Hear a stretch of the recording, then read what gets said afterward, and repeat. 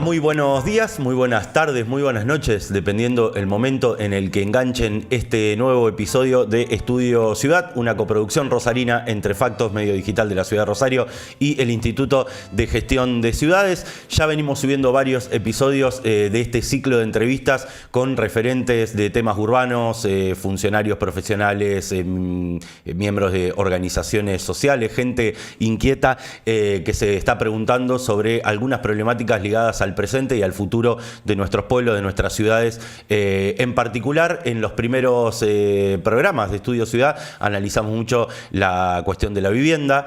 Hoy no va a ser la excepción porque es una problemática que tiene muchas aristas para pensar y sobre todo en esta actualidad en donde estamos como en un empezar de cero en algunas cuestiones. Bueno, es interesante también charlar con quienes tuvieron experiencias de gestión, quienes estuvieron, digamos, en esa parte del Estado en el que hay que pensar una política pública ligada a la vivienda en un país tan complejo como Argentina. Así que un nuevo encuentro y está aquí a mi lado, como en cada emisión de Estudio Ciudad, Caro Pascual. ¿Cómo andás, Caro? ¿Cómo va, Ale? Un gusto. ¿Todo bien?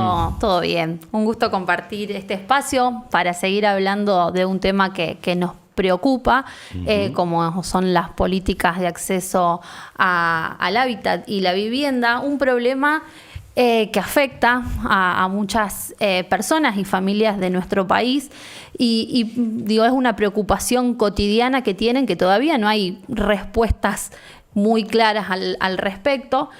Bueno, y hoy vamos a seguir hablando de eso y sobre todo poniendo el foco también no solamente en el rol del Estado, sino también en la articulación del Estado con otros actores. Totalmente, totalmente. Y sobre todo, lo veníamos charlando antes de entrar al aire, la cuestión del financiamiento de vivienda, que también es un tema para pensar. No lo vamos a hacer nosotros dos, a eso obviamente. Tenemos invitados para que nos ayuden a transitar esas preguntas.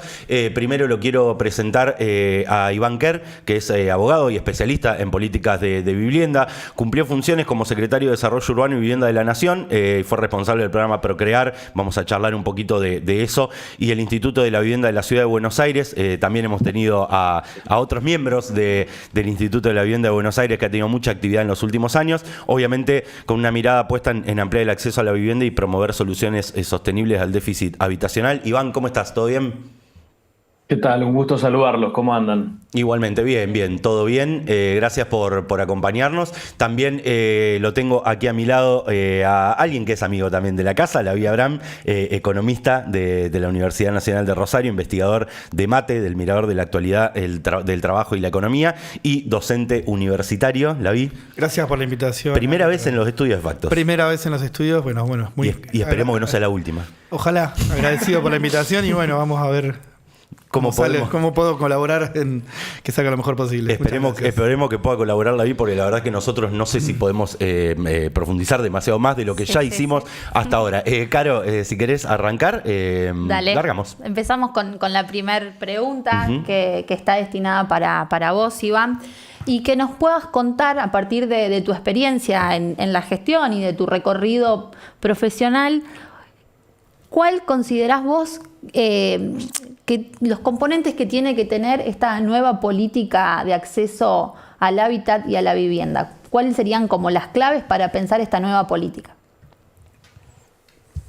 Bueno, está buena la pregunta y los felicito por el espacio porque coincido, como decían en la introducción, de la importancia que tiene este tema y de darle a estas discusiones y pensar un poco política de vivienda que venimos arrastrando un déficit enorme hace muchos años y sin mucha solución, ¿no? Creería que el principal, para darte respuesta a tu pregunta, es tener datos públicos, oficiales, ¿no? Para poder luego sobre eso programar o planificar y pensar la política habitacional, ¿no? Y eso es algo que lamentablemente también carecemos, ¿no? Tenemos un déficit habitacional con un censo del 2010 y luego desde el censo del 2022 a la fecha, no se hizo en el 2020, no tenemos bien cuáles son los datos oficiales respecto de ese déficit, ¿no? Para poder, de vuelta, planificarlo, programarlo, pensar las soluciones al problema. Hay lo que se llama la EPH, encuesta permanente de hogares, que se hace sobre los grandes aglomerados, que permite hacer aproximaciones, pero de vuelta te diría, si querés para poner un punto a la respuesta, creo que el principal es tener datos fidedignos públicos para poder planificar y pensar las soluciones. Y eso es un tema que en la Argentina aún hoy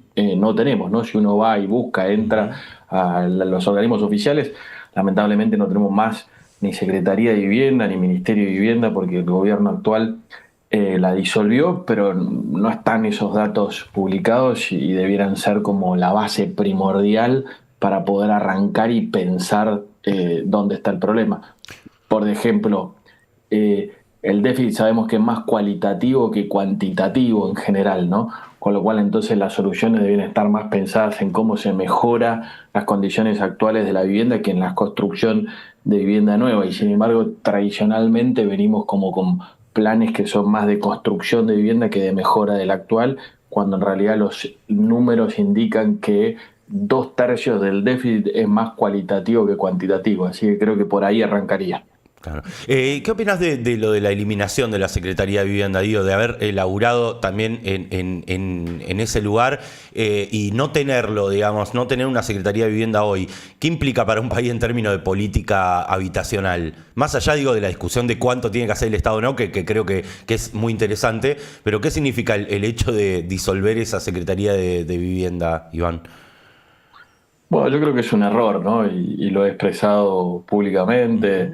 He manifestado mi opinión, he escrito artículos y los he publicado donde he manifestado que es un error haber cerrado, ¿no?, la Secretaría de Vivienda, como también haber cerrado el programa Procrear.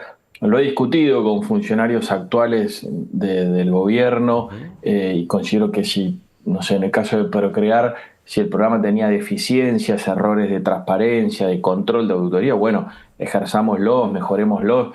Pero está claro que la Argentina, para salir del problema que tiene del enorme déficit habitacional, necesita una política institucional de largo plazo con acceso al crédito por parte de un programa público que permita subsidiar la demanda, y que está claro que el mercado por sí solo, lo vemos, no sé, actualmente hoy que ya de vuelta no hay crédito hipotecario, no lo va a resolver solo, ¿no? Y me parece que también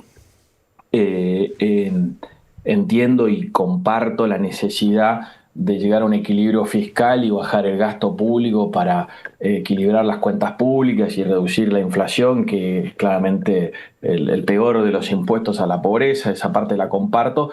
En todo caso, habría que haber pensado cómo una Secretaría de Viviendas articula en esta nueva realidad donde tal vez gran parte del dinero no tenga que venir tanto de las cuentas públicas estatales y nacionales, sino de las provinciales, no sé, repensar el FONAVI, pero no quedarse sin institución, ¿no? Es como no darle el lugar al problema. Y además es más, y termino con esto, incumple un montón de tratados internacionales que la Argentina ha adherido, de los cuales hoy tienen jerarquía constitucional, en los que la Argentina se compromete expresamente a trabajar por la reducción del déficit habitacional, a generar el acceso a la vivienda digna. Y la verdad es que ¿cómo lo podés hacer si ni siquiera tenés una estructura organizacional para hacerlo, ¿no? Me parece que de vuelta, que creo que entiendo, si eso puedo llegar a entender al gobierno en este afán de reducir gasto, pero creo que es un error no tenerlo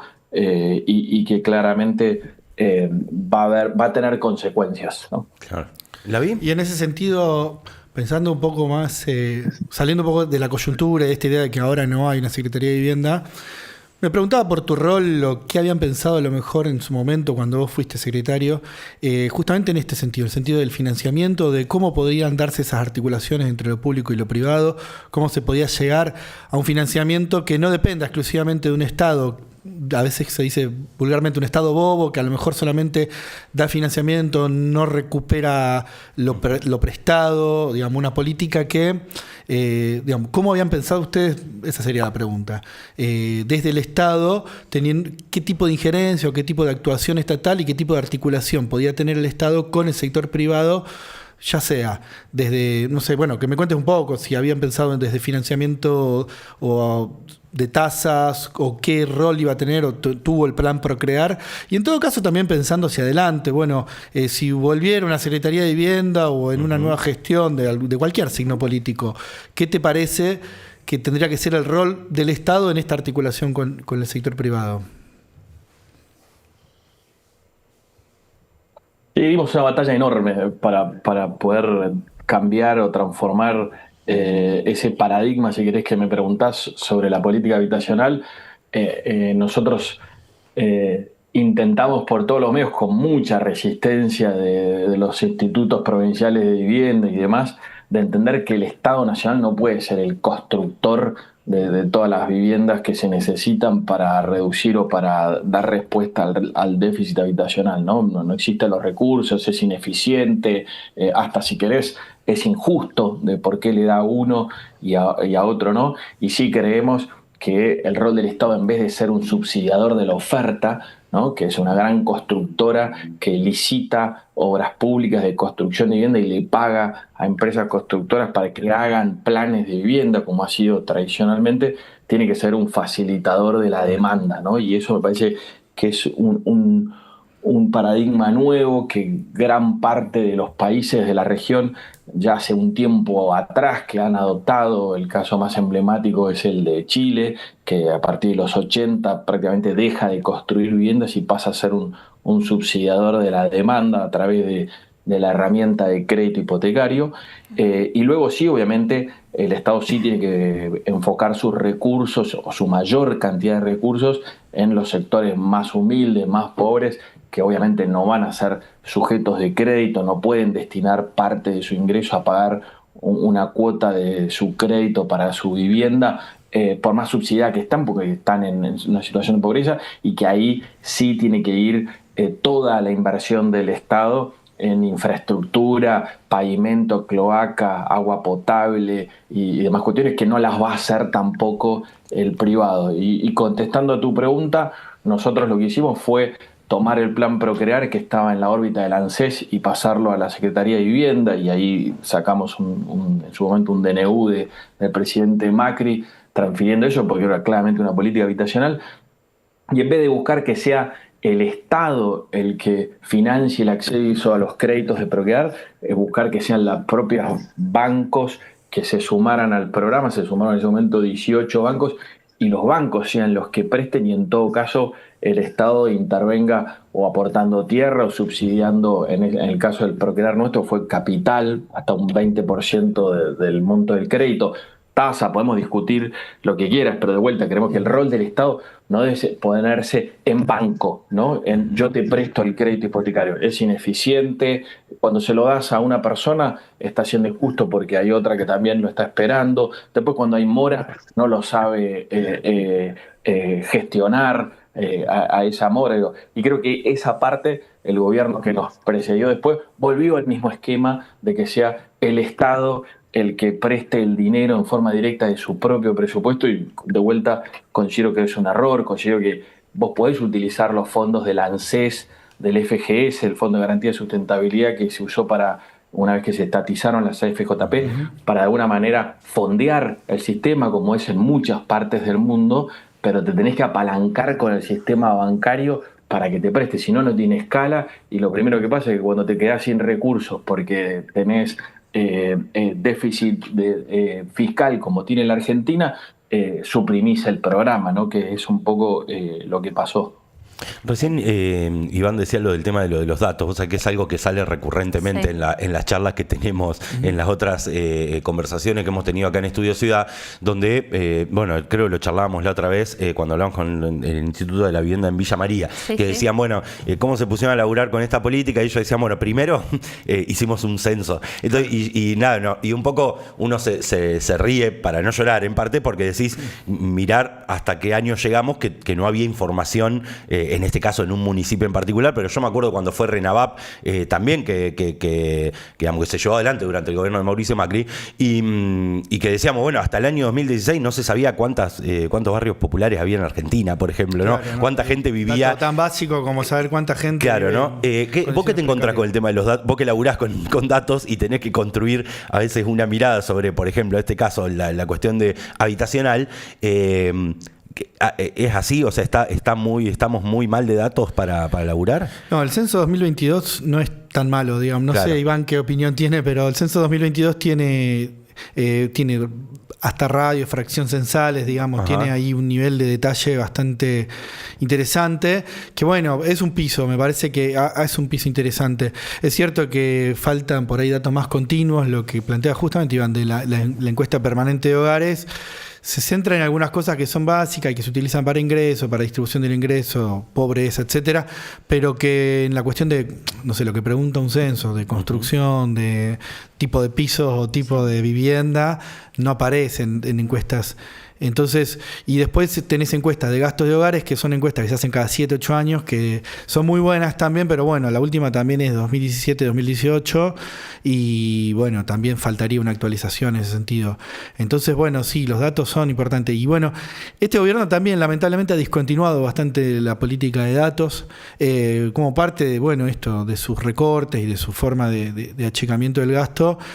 Particularmente el Ministerio de Producción había armado todo un sistema y un grupo interesante de gente pensando en datos en general más enfocado a la producción, pero que bueno, también llegaban un poco al hábitat y que bueno, se discontinuó. Entonces, bueno, sí, comparto con Iván que es necesario un buen diagnóstico para poder empezar a pensar políticas. Y no, también pensaba en esta cuestión de los bancos, que es interesante todo lo que se hizo, que contaba Iván, que en otros países del mundo, y un poco lo charlábamos antes afuera, se está discutiendo el rol justamente del sistema financiero, y ahí había que pensar también el rol del Estado, en donde el rol del sistema financiero ha sido el de propulsor de ciertas burbujas inmobiliarias, en el sentido de, bueno, se accedieron a demasiados créditos, financiando por ahí valores irrisorios, valores desacoplados de el valor real de la propiedad, o sea, valores de propiedad donde los bancos financian hipotecas carísimas, pero justamente porque el sistema bancario necesita o les sirve financiar, pero que también ayudaron a aumentar desproporcionadamente los valores inmobiliarios en todo el mundo, particularmente en los países centrales, pero bueno, claro. Eso todavía no ha llegado con fuerza acá, y a lo mejor habían pensado algo en eso o algún tipo de regulación con los bancos, no sé. Claro. Yo quiero volver un poco hacia atrás en esto de la política del Procrear, que me parece que fue una buena política, y preguntarte, Iván, ¿cuáles fueron las lecciones aprendidas en relación a ese programa en lo que tiene que ver con la planificación urbana y la llegada real que tuvo el programa para cubrir algunas necesidades de diferentes sectores, ¿no? Sí, creo que tiene como bien dijiste, Carolina, sus aciertos y también sus falencias, ¿no?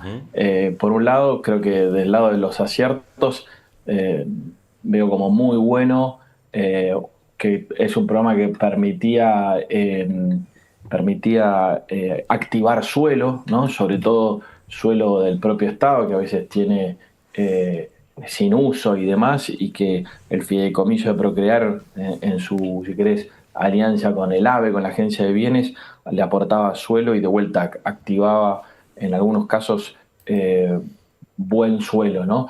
En otros creo que tiene a veces, o tuvo también sus errores, en muchos casos terminó compitiendo el propio desarrollos urbanísticos construidos por el propio Procrear con los conjuntos habitacionales construidos por los institutos de vivienda, ¿no? Entonces de repente tenías lugares como, no sé, en Itaembé, Guazú, en Posadas, en Misiones, que no podíamos colocar las viviendas de Procrear porque al lado había un conjunto habitacional de viviendas sociales que eran baratísimas al lado de las del Procrear. Entonces claro, la gente decía, ¿para qué voy a pagar el Procrear? Es decir, más o menos por, no sé, no te diría la mitad, sino por un cuarto de cuota al Instituto de Vivienda le pago la vivienda social y por eso no funcionaba. En otros lugares como en Malargüe, no sé, se construyeron viviendas de 90 metros cuadrados que tenían un valor metro cuadrado altísimo y que la población de la zona con sus ingresos no podía solventar, ¿no? Entonces ahí también hubo fallas.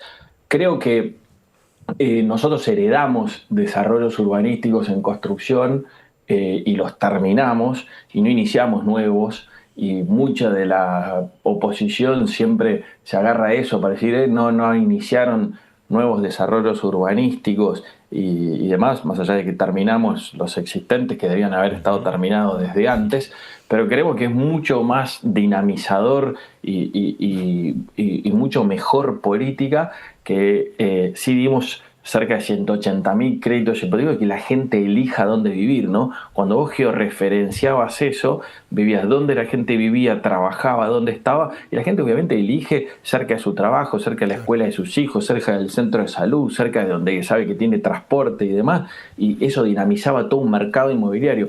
La gestión anterior a nosotros dijo, no, como eso generó una burbuja sobre el lote, nosotros nos ponemos a construir los desarrollos urbanísticos. Y eran todos en las periferias de las ciudades y además terminaban siendo caros. Entonces terminabas teniendo que subsidiar el valor de esa vivienda con dinero del Estado. Y de vuelta, el tipo que entra, está bien, ese se saca la lotería y el Estado te paga una vivienda de, no sé, 90 metros cuadrados que salió $50.000, no sé, por poner un valor fijo, y vos pagás solo 30.000, pero te está regalando 20.000. Ahora, hay 3,5 millones de familias que están en déficit y que esperan, entonces también ahí es justo darle a una familia ese regalazo frente a otros que esperan. Yo creo que no, que eso no es justo. Sí, hay que segmentar por ingresos y darle de acuerdo al nivel de ingresos. Todos tienen que poder acceder a su vivienda. Hay algunos, viste, como también tienen, los chilenos lo llaman el sistema ABC, ¿no? Ahorro, bono y crédito. O si querés, en argentino sería ahorro, subsidio y crédito. Y vos tenés que poner gradientes de ahorro, subsidio y crédito de acuerdo a los niveles de ingresos. Si vos hacés como es la típicos planes de vivienda social que construyen los institutos de vivienda provinciales, que es todas casitas iguales, una al lado de la otra, y todos pagan la misma cuota fija. Resulta que tenés una persona que gana, no sé, 2 salarios mínimos o un grupo familiar, y otro que gana 8, y todos pagan la misma cuotita fija. No es representativo, y por eso no es escalable. Y esa cuota, uno paga, no sé, el 5% de su ingreso, bueno, está mal que pague el 5%, tendría que pagar mínimo el 30%. Y si esa cuota además no ajusta por ningún indicador, como había sido en la mayoría de la historia de la política de vivienda hasta que se creó la UBA. Después podemos discutir si la UBA, el problema es la inflación, ¿no? Esa familia terminaba pagando un crédito a 30 años que hoy pagan 100 pesos por mes, ¿entendés? Entonces no permite que sea sostenible en el tiempo y que la cuota que esa familia paga, y lo he discutido horrores, me acuerdo en La Pampa, y el tipo del Instituto de Vivienda de La Pampa me decía, no, esto está perfecto, pero ¿cómo va a estar bien que estás dando un crédito vos financiado con recursos públicos, en vez de utilizar la banca, que la familia te paga 100 pesos por mes, deja de pagar, es más caro mandarle la carta de documento para intimarlo a pagar que pagar, y tenés otras miles o millones que están esperando entrar, ¿entendés? Entonces no tiene escala, y la verdad que ahí, si querés, está bueno para hacer política demagógica y sacar votos, cortar citas y regalar vivienda, pero no tiene gollete para solucionar el problema de habitación. Además, decir, che, lo hacen los uruguayos, los brasileros, los paraguayos, los chilenos, los peruanos, los colombianos. No hacen esto. Entonces, ahí es como que nosotros tenemos un paradigma enorme que tenemos que terminar. Tenemos que terminar con la mala localización, tenemos que terminar con regalar las viviendas con recursos públicos, si no vino este gobierno y dijo, listo, no tengo más dinero, entonces no hay política de vivienda, y tenemos que terminar que la única solución que creamos posible para la política habitacional sea construir planes de vivienda en las afueras de las ciudades, cuando, de vuelta, en muchos casos, alguno de ustedes lo mencionó, el problema es el hábitat, ¿no? Mucho más que pegar ladrillos, y ya en muchos lugares ya no se está hablando solamente del acceso a la vivienda digna como un derecho, como tenemos nosotros reconocidos en el artículo 14 bis de nuestra Constitución, sino un derecho a la ciudad, ¿no? Como un derecho mucho más amplio que el de la vivienda. Y en la Argentina, donde el 92% de su población vive en ciudades. De vuelta, las viviendas de Milagro Sala, de la Tupac Amaru, en tiras de 500 viviendas en las periferias de las afueras de Jujuy, sin acceso a salud, educación, seguridad, recolección de residuos, no es una solución habitacional, no soluciona el problema del hábitat, no genera inclusión social, ¿se entiende?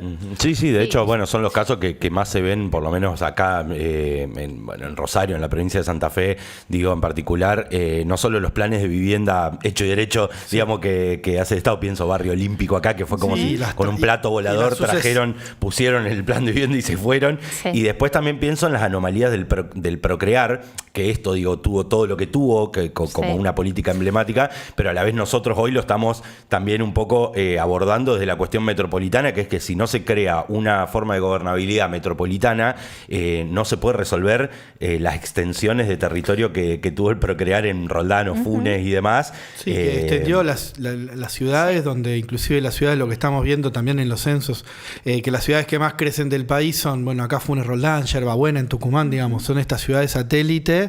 Creo que Yerbabuena y Funes eran las dos ciudades que más habían crecido. Y bueno, porque efectivamente el procrear y otras políticas similares, que además, y no necesariamente el procrear, pero que hicieron que el terreno barato esté en las periferias, que no haya acceso en la ciudad. Entonces la pregunta un poco también, y se la dejo picando a Iván, es cuál puede ser el rol de los municipios, o el rol por ahí de los gobiernos locales de estas áreas metropolitanas para pensar una política de densificación, una política que no vaya, creo que vos lo nombraste en un momento inclusive, Iván, que no sea únicamente de pensar en una casa nueva, sino en mejorar la infraestructura, construir arriba de las casas que existen, densificar las zonas de los macrocentros, podríamos decir, no estrictamente de los centros urbanos, por ahí digo Rosario, Santa Fe, las ciudades grandes, Mendoza, que tienen grandes extensiones de edificios en los centros, pero que apenas te alejas a lo mejor una 10, avenida, 15, 20 cuadras de los centros, ya tenés toda una ciudad enorme, a veces gigante, como el caso de Santa Fe capital, muy extendida territorialmente, muy poco densa, pero ya con toda una red de servicios de infraestructura urbana, de servicio de transporte y bueno, el resto de la infraestructura urbana, saneamiento, energía eléctrica, etcétera. Entonces, bueno, si se te ocurre, a lo mejor si hay un rol ahí para pensar desde los gobiernos locales, para pensar en esto, en la densificación, o qué habían pensado ustedes, o qué pensás para adelante también. Sí, es un temazo ese que sacaste. Yo la verdad que con ese tema batallé muchísimo con los municipios. Creo que ahí como que nos falta, ¿no? Como Argentina, como que todos siempre le enarbolamos la bandera del federalismo, pero después nos cuesta muchísimo ejercerlo de manera real, ¿no? Los municipios tienen la lapicera en la mano, que es ellos son los que activan el suelo urbano en sus ciudades, los que tienen que tener la planificación territorial, los que determinan de alguna manera cómo van a crecer sus ciudades, y la verdad que muy pocos la ejercen, ¿viste? Muy pocos se adelantan al problema. Todos me van a decir que sí tienen planes urbanos presentados en sus consejos deliberantes y aprobados por ordenanza. Después cuando mirás los permisos, todos son por excepción a ese plan. La verdad que muy pocos se adelantan al problema y dicen, che, ¿cómo van a crecer mi ciudad en los próximos años? Y cómo yo empiezo a generar el suelo urbano disponible, la infraestructura necesaria para albergar a ese crecimiento que ya sé que voy a tener. Y todos van por detrás, ¿no? Diciendo, ya me creció la mancha urbana, un poco como decías vos, y después me doy vuelta y voy a pedirle a la nación, hoy no lo tenés más, ¿qué planes tiene para solucionar un problema que ya tengo, ¿no? Y en ese sentido te diría que son contados con los dedos de la mano dentro de los 2.300 municipios que hay en la Argentina los que verdaderamente tienen una planificación urbana y territorial y van generando a través de mecanismos de captación de plusvalía y de contribución por mejora, cómo van financiando ese crecimiento de las ciudades. Que se puede hacer y que deberíamos tener un mucho mejor ordenamiento territorial y una planificación urbana, desde ya que sí, que en los hechos sucede, no, siempre está, viste, lo urgente del intendente que le dura 4 años y que tiene su elección intermedia y entonces lo que él quiere es rápido de vuelta el plan de viviendas para anunciar y cortar cinta. A mí pasaba mucho eso, y lo cuento como anécdota, venían a verme intendentes y le decíamos, nosotros habíamos hecho todo un esquema donde le decíamos, nos tenés que mostrar cómo es el crecimiento de tus ciudades, cuál es la planificación urbana que tenemos, qué factibilidades de servicio tenés para eventualmente poder dar soluciones de programas de vivienda, si no, no te los podemos aprobar porque es un dolor de cabeza para mañana. Y los tipos decían, che, vine a ver, a pedir un plan de vivienda y me llevé que tengo que planificar mi ciudad, como que no les gustaba mucho, ¿no? Esa respuesta. Pero estoy pensando de acá a 2 meses que tengo elecciones, disculpame, Iván, pero no, lo que vos me estás pidiendo de los 4 o 8 años. Te juro, eso siempre el tipo me decía, pero somos del mismo espacio político y yo te vine a pedir a vos plan de vivienda, claro, y vos me mandás a hacer un plan urbano de mi ciudad. Y la verdad es que es como que pocos ven ese problema, ¿no? Está bien, sí, suponete, claro, agarrá un suelo barato en las periferia de tu ciudad y hagamos el 300 viviendas del plan, no sé, como le quieras poner allá. Y después, en realidad, para vos, eso vas a tener que ir a recolectar los residuos ahí, ¿entendés? Claro. La gente te va a reclamar que le falta una sala de salud, te van a decir que no hay transporte, vas a tener que poner una línea de colectivos, y la línea de colectivos te va a decir que le sale más caro ahora ir hasta allá, te van a decir que no hay escuela, te van a decir que falta seguridad, entonces vas a tener que poner una comisaría o un patrullaje. Es como que esa parte no la vemos, ¿no? Es como, claro, que no, vamos siempre corriéndola por detrás, ¿no? Y creo, y te termino con esto, el conurbano bonaerense y obviamente que el Gran Rosario lo mismo, son un reflejo de esa no planificación, ¿no? Había un muy sabio presidente de la Fundación Vivienda Digna que hace un trabajo enorme ahí en Cuartel Quinto en Moreno, que me decía la solución al problema del déficit de la Argentina es ponerle un segundo piso al conurbano, ¿no? Como decían ustedes, densificar mucho más las ciudades ya existentes donde ya existe la infraestructura en vez de seguir extendiendo la mancha urbana como solemos hacer habitualmente. Sí, y me imagino también la dificultad en esto de lo que decís y lo que decía la vi antes, de cómo compaginar planificaciones, ¿no? Digo, cómo hacer para que uno tome un rumbo con una política de vivienda. Hace un rato charlábamos con un senador uruguayo, digamos, que forma parte de la FUCBAN, de lo que es el movimiento cooperativo en Uruguay, que es muy fuerte históricamente. Y claro, bueno, ellos decían, nosotros tenemos una ley de vivienda. Claro, y ellos decían, nosotros tenemos una ley de vivienda que está desde 1968. Entonces, claro, digo, es una política que se ha sostenido el tiempo, y yo pensaba y decía, bueno, en un país como Argentina, que es tan pendular con las políticas, ¿no? En esta cosa llega arma una secretaría de vivienda, después llega otro gobierno y dice, bueno, no hay más secretaría de vivienda, después viene otro, claro, y dice, armo 2 secretarías de vivienda. Sí, o una que solo tenga un rol estatal mayoritario, la otra que solo se vaya al sector, claro, privado y no pueda pensar las articulaciones. Sí, estamos como en un bucle discutiendo sobre esta cuestión de si es más Estado, menos Estado, más privado, menos privado, pero no encontramos como la forma a veces de compaginar esas... Sí, que sea sostenible en el tiempo, que tenga una coherencia en el tiempo. Sí, eso. Sí, estaba pensando en le hemos pegado el plan Procrear, pero sí tenía algo muy interesante el plan Procrear, hablando de esta idea del segundo piso en el conurbano, que era la posibilidad de construir arriba de una vivienda. O sea, había créditos donde el lote podía ser una vivienda anterior, y me parece que ese tipo de cosas, retomando esta idea del segundo piso en el conurbano, pero que se podría pensar por ese lado también en la zona, en la cuestión de la densificación.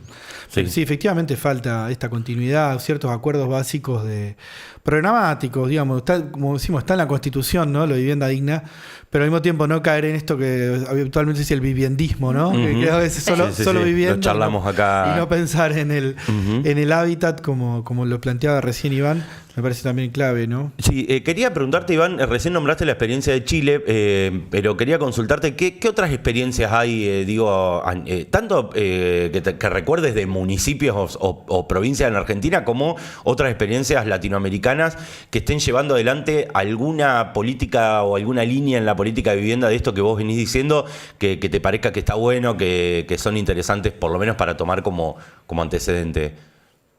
Bueno, hay muchas. La verdad que lo he estudiado bastante al tema, y en los últimos años he colaborado mucho como consultor para organismos multilaterales en planes de vivienda en Latinoamérica y en otras partes, y la verdad que hay muchos casos de éxito y de no éxito también para aprendizaje. Coincido con la mirada de ustedes nosotros tenemos un problema estructural, ¿no? Con el tema de vivienda y de déficit, y en la medida que no lo abordemos con una política pública institucional de largo plazo como se necesita el problema de la vivienda, no le vamos a dar en la tecla. ahí contestando tu pregunta, no sé, de vuelta, mirá el caso de Chile, ¿no? Los tipos tuvieron la política esta de subsidio a la demanda y son los paladines en la región, en Latinoamérica, del acceso al crédito, tiene la mayor penetración de acceso al crédito en porcentaje de su Producto Bruto Interno. Nosotros somos el menor junto con Venezuela.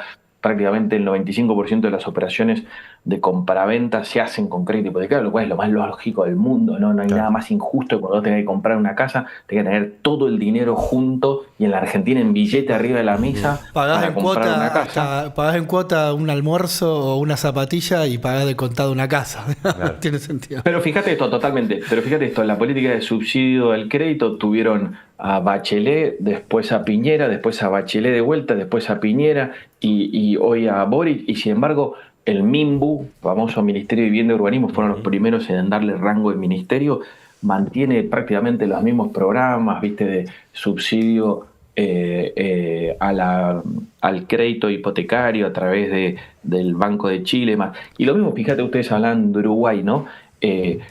Sancionaron la ley de vivienda promovida durante la gestión de Mujica. Después vino Tabaré Vázquez, después vino la calle Pou y ahora el actual gobierno, y sin embargo de todos distintos colores políticos, nadie, es más, la calle Pou, que se cree que más de derecha que obviamente Tabaré Vázquez y Mujica, sancionó una ley, la LUC, la Ley de Urgente Consideración, y hasta aumentó más los valores de ley de vivienda promovida. Entonces los tipos tienen una política estable que si vos mirás en 20 años puede dar soluciones. Nosotros hemos tenido todas estas erráticas políticas. Nosotros algunas cosas creo que logramos implementar, fracasamos en este sentido de que el Estado no sea el único inversor, el único recurso, porque después vino el gobierno de Alberto Fernández y de vuelta pasó todo a que todo sea política de Estado y no entender que te tenés que apalancar con el sector privado. Los colombianos lo hacen, tienen su programa de Mi Casa Ya, con la vivienda BIS, BISUB y VIP, vivienda de interés prioritario, vivienda de interés social y vivienda de interés subsidiado, y tienen su segmentación por nivel de ingresos. Los brasileros con el famoso programa Mia Casa, Mia Vida, que empezó con Lula, después siguió con Dilma, después siguió con Bolsonaro. Bolsonaro no lo bajó al programa y hoy vuelve a seguir. Y Mia Casa, Mia Vida no es ni más ni menos que una articulación público-privada, ¿no? Creada por Lula, ¿no? Un tipo que viene del socialismo sindical y creó un programa donde el privado puede ser un actor parte. Bueno, me parece que en eso mirá los números de los déficits, ¿no? Y nosotros hemos tenido un déficit que ha ido creciente, cuando originalmente éramos un país muy urbanizado y que teníamos una ventaja respecto del resto de los países de la región en ese sentido, y mirás cómo el resto ha sido eficiente y lo ha combatido. De vuelta, Chile lo pongo a la cabeza, creo que de la región tiene el menor déficit, 7% de su población, hace 20, 30 años tenía un 35%, y nosotros de vuelta lo hemos incrementado. Obviamente que no descubro la pólvora con esto, va muy emparentado a nuestro fracaso en las políticas económicas, ¿no? En la medida que nosotros aumentamos pobreza, como hemos hecho en los últimos años, obviamente eso es casi directamente proporcional a aumento de déficit, ¿no? Si tenemos nulo acceso al crédito hipotecario, que es la principal herramienta que el mundo entero utiliza para que la gente pueda acceder al sueño de su primera casa, ¿no? Tenemos un 1% del Producto Bruto en crédito hipotecario, y ahora con el aumento de las tasas y este aumento del dólar prácticamente cero de vuelta. Bueno, nada, obviamente que si te comparás con otro país, ojalá pudiéramos tener los problemas que comentabas recién vos sobre México, que por ejemplo regaló hipotecas y que tiene el problema de las viviendas desocupadas, ¿no? Que la gente ya las deja porque es baratísimo. Nosotros no tenemos ni cerca ese problema porque prácticamente no tenemos acceso al crédito hipotecario, ¿no? Ya para ir haciendo la vuelta de cierre, esto me quiero enganchar con el tema del crédito hipotecario y demás. ¿Qué cosas tienen que pasar para que vuelvan algunas claves para pensar alguna política de vivienda? Digo, en términos económicos, ahí ¿qué hay que acomodar? Primero, digo, estamos muy en discusión de deuda en este momento, pero y de crisis económica y recesión, pero ¿qué variables hay que acomodar como para volver a pensar al menos una posibilidad? Yo soy de los que piensan que es un momento muy de mierda, lo voy a decir así mal y pronto, okay. pero a la vez también creo que es esos momentos de reseteo que por alguna razón te permiten por lo menos volver a foja cero y decir, bueno, hay que empezar a pensar de vuelta, ¿no?, una política de vivienda. En este caso yo, cuando se eliminó la Secretaría de Vivienda, dije, bueno, ok, volvimos a foja cero, hay que inventar como medio todo de vuelta. ¿Qué piezas hay que acomodar, para pensar en algún financiamiento o en algunos esquemas de financiamiento viables para la vivienda? Es difícil la pregunta porque va muy al fondo. Me parece que Argentina ha perdido un poco el dinamismo que tenía en sus salarios y, digamos, pensando más en el largo plazo, los salarios en general han perdido poder adquisitivo.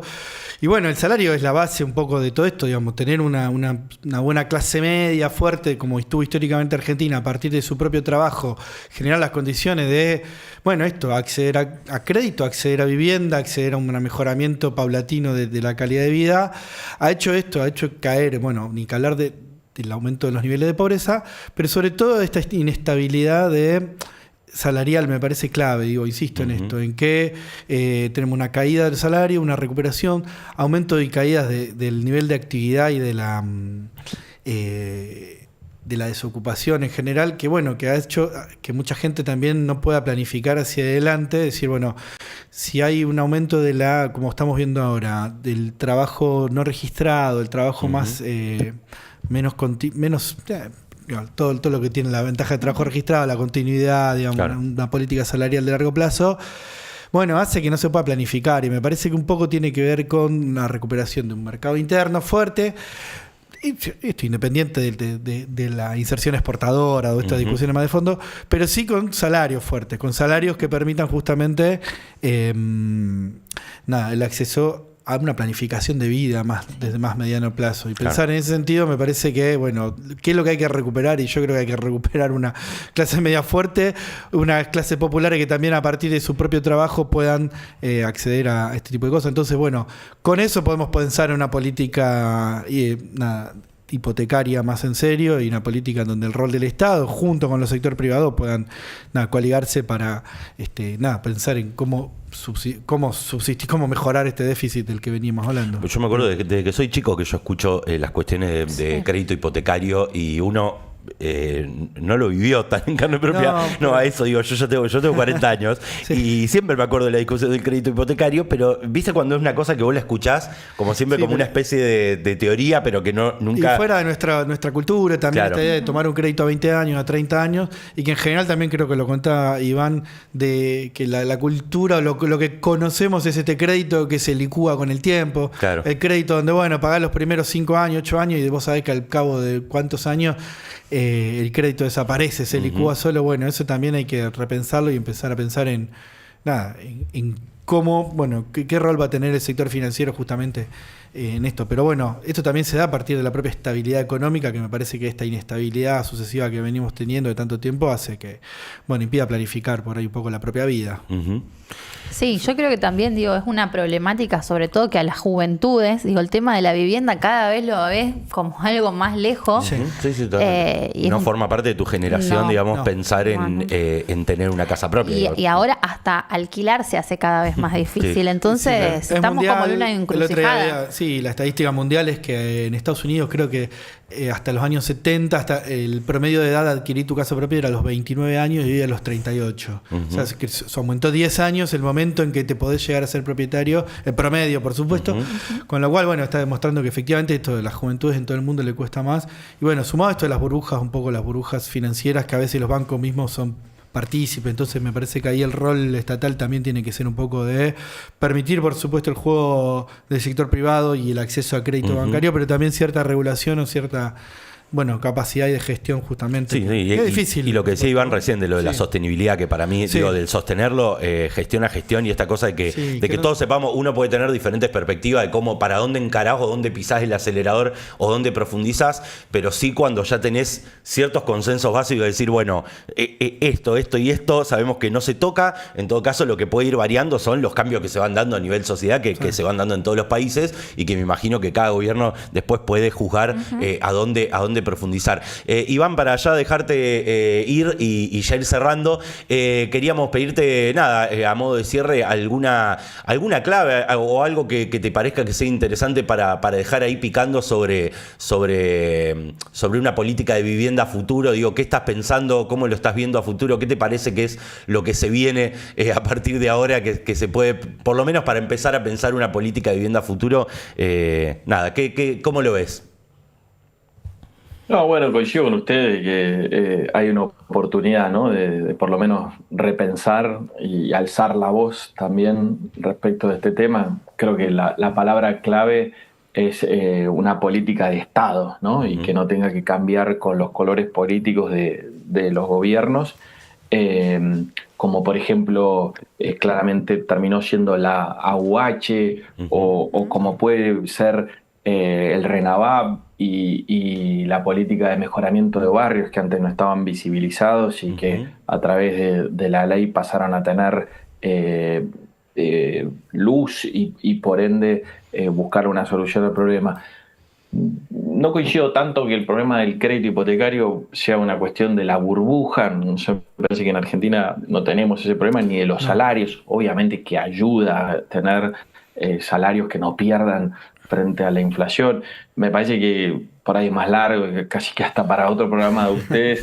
El problema del crédito hipotecario en Argentina es la falta de estabilidad económica, ¿no? O sea, los bancos no se animan a prestarte a 20 años como necesitas porque todo el tiempo tenemos inestabilidad económica. Miren lo que pasó, no sé, este viernes con el aumento del dólar y el lunes y esto y lo otro. La inflación es el principal enemigo de poder prestar a largo plazo. Después los bancos, a pesar de los informales y demás, se las arreglan si encuentran que hay un negocio genuino ahí, ¿no? Hoy lo que pasa es que no les conviene prestar a largo plazo o te tienen que prestar a tasas altísimas, que obviamente es inaccesible para la gente que lo necesita. Los otros países de vuelta de la región también lo han solucionado y tienen mucho mayor acceso al crédito hipotecario que nosotros, pero tampoco tienen obviamente inflación, ¿no? Y, por ejemplo, mira, Chile arrancó en la década del 60 con las UF, las unidades de fomento, que no es ni más ni menos que una UVA, o una UVA si querés es una UF, y Uruguay, que no sé por qué tocamos esos dos países hoy, presta en unidades indexadas, ¿no? Que también es una suerte de UVA. Obviamente el problema no es la UVA en sí o un tipo de unidad indexada, sino la inflación o la alta inflación. Ahora, es la única manera de que vos bajes la barrera de acceso, y que permita que la gente pueda acceder y que destinando el 20-30% de sus ingresos pueda acceder a un crédito. Fíjate la contradicción o la paradoja. Lo decían recién ustedes, la gente tiene que necesariamente verse obligada a volcarse al alquiler, que no es que todos tenemos que ser propietarios y el alquiler también tiene que integrar parte de la política habitacional, pero al final termina destinando más dinero al alquiler que lo que podría pagar si destinara a la cuota, y además los alquileres en muchos casos se han ajustado por arriba de la inflación, ¿no? Entonces ese es un recontra problema. De vuelta, seguramente más largo que el tiempo que tenemos, pero hay que reconstruir un mercado de crédito y, contestando a tu pregunta, creo que de vuelta el rol del Estado debiera ser, en todo caso, articulador, poner la banca pública a la cabeza, que no sea la que más negocio haga y preste a buenas tasas, que el rol del Estado sea subsidiar. Nadie en el mundo te presta más que un 70-80% del valor de tu propiedad, ¿no? Lo que se llama el loan to value. Ese 30-20% que tenés que poner, muchas veces la gente no lo tiene. Entonces ese debiera ser el rol del Estado, subsidiar ese aporte inicial, subsidiar lo que se llama el capital al frente, ¿no?